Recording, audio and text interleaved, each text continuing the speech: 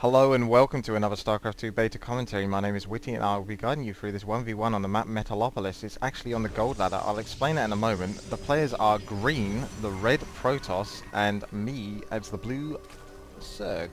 I've actually started playing a lot more Zerg now, so you'll notice that in the future games.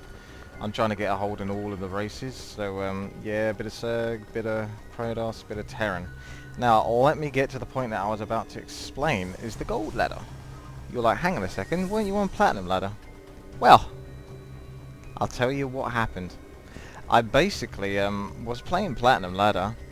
I was on a, by the way, that's a roach warren in case you're curious. I was on a like a 1022 points. I've got about 9 wins and 7 losses since the ladder reset. And yeah, I played this game a 1v1, a Zerg versus Zerg, and I actually annihilated him. But unfortunately I had to go AFK. So basically by the time I came back in like 3 or 4 minutes, even though I killed all of these drones and I still had all my drones left, I had to leave my computer and came back and everything was dead.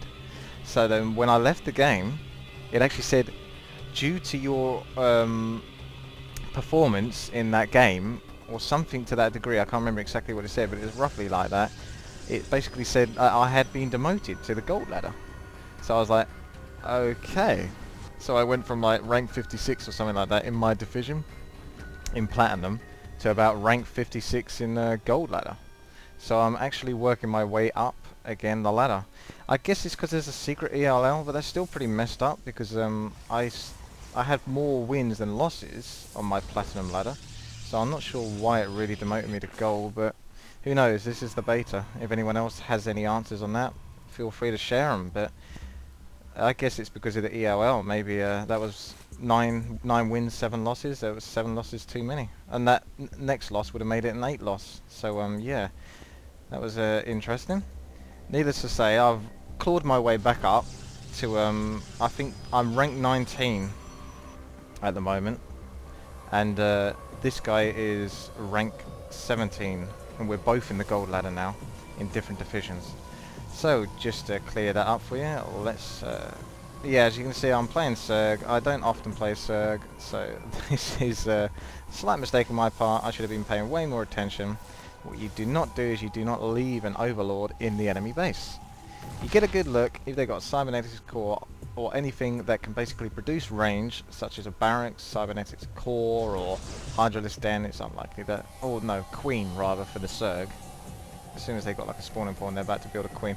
You move your overlord out of there. The best place to move them is usually like about around here or something like that. It's not so easy on this side actually. I'm pretty sure that a sentry could hit it, but it's a lot easier up here.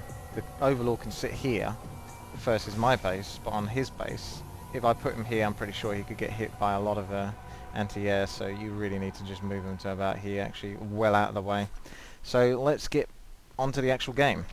Now, what I did was I was basically tricking this guy, because I'm a Protoss player. I know how it all works. This guy is going for an all-out attack, as we can see. I wanted him to see the roach warren. He saw it with the probe earlier, but what he didn't see is the spire that came after it.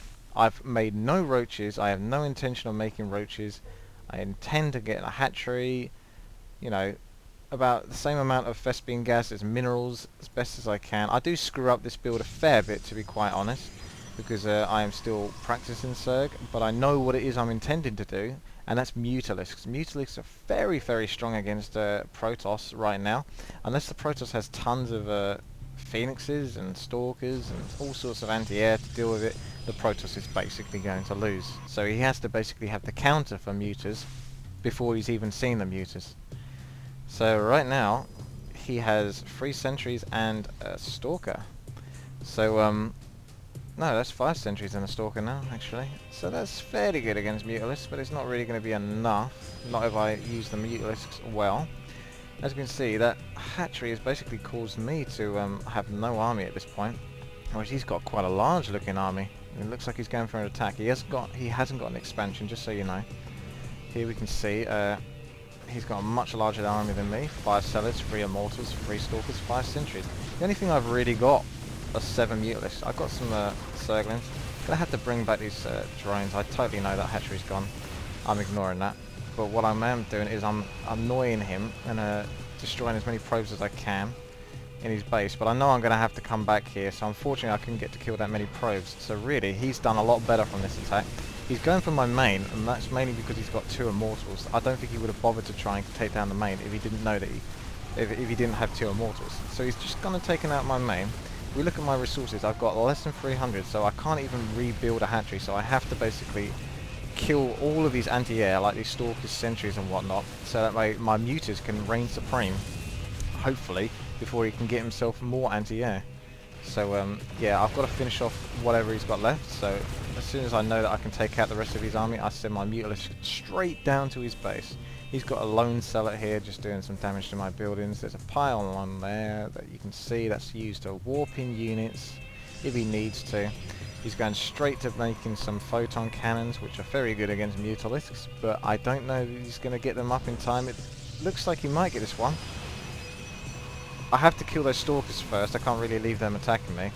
As soon as I go for the stalkers, oh no, going straight for the photon cannon. That stalker's going to come back, take him out as well as the photon cannon. Make sure that goes down. That's it. His anti-air has now been vanquished. I'm now in control of this. Even though I lost both of my mains, my hatcheries, he can't come back because he's got a bit of resources, but he's only got what enough Vespene gas for 1 stalker, and 1 stalker is not going to kill 9 mutalisks unless you're very good. But it just ain't going to happen basically. So all I do is I simply bring my entire army. That means drones, queens, the whole lot, the whole shebang, going to try and take out whatever it is he's got left. At this point, I'm pretty confident I've got the win because my mutalisks cannot be stopped. Even though I've got nothing left in my base, all I've got to do is defeat all of his buildings, and then I've got the win. So this is a bit of a funny game, really. This one, I thought it was quite an amusing one to show you. I know it's not a standard game and all of that shizzle, but I do like these interesting ones that just don't turn out the way you think they're going to turn out. I certainly didn't think I was going to lose both of my mains there. I'm surprised he had the huge army he did. I guess that's because I went for a second hatchery, which in an ideal world, if I had map hack or I knew he was going to build as many units as he did, I would have scrapped that extra hatchery and I would have built more sort of base defense like creep colonies. I think then those static towers, let's see if I've got a probe I can show you then. See, this is how sort of new I am to Zerg. I don't even really know the bloody names. Spine crawlers, oh my god. Spine crawlers. It's just as well actually I send the rest of my mutas here whilst I leave the rest of my melee army destroying his bases, because I need to kill these units. Not that they're any threat to me really, apart from the fact that if they do destroy those buildings that I have left, then I lose the game, because I can't build anything apart from a hatchery with my drones unless there's any creep nearby. And one thing you might want to notice here is this is what makes it even more of a tight game, is you actually look at the health. If you notice, Zerg buildings, if they are not on creep, they lose their health. Very similar to Terran buildings when they're on fire. They gradually lose health over time. Can you see that? He's now under 300 health all the time. Ah, that's interesting though. Extractors don't, so I wasn't as in danger as possible. If I only had that Roach Warren left, then I have basically until that dies to kill him. But luckily, it appears that extractors do not lose health, so that's an interesting feature for Zerg. So you don't really have to worry too much about it if you lose your mains and all the creep to survive. If you're in a situation like this where you've got to destroy his buildings and he's got to destroy yours, I think he's a little bit frustrated by the easiness of mutalisks, basically. So yeah, I was just teasing him a bit. Hope you enjoyed this game. Thank you very much for watching. Please subscribe, rate and comment. Thank you, and bye.